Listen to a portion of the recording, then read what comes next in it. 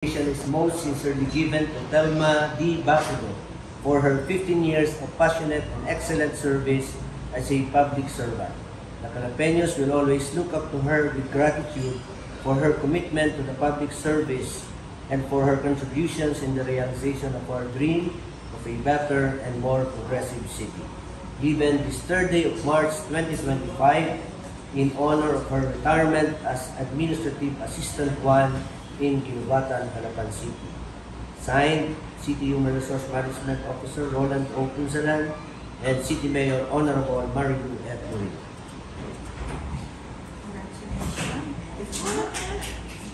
Sana yung pagkaka-retire mo, huwag kang maging malungkot sa buhay mo.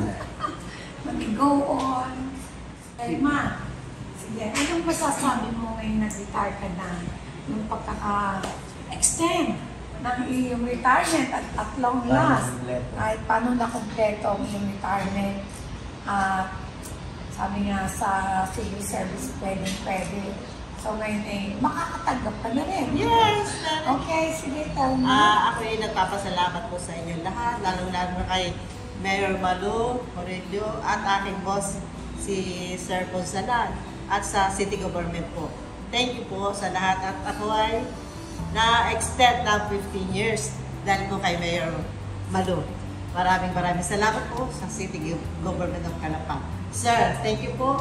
Mayor, maraming salamat po. Kundi dahil sa inyo, ako hindi ma-extend ng 15 years. Thank you. Maraming salamat po.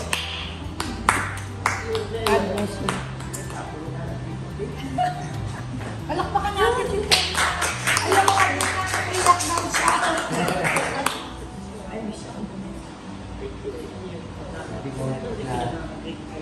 Ay, ito may pumunta sa office. Napag-edit na ako masyada dito. Solo sa buhay. Kung gaano mga kasama Solo sa buhay.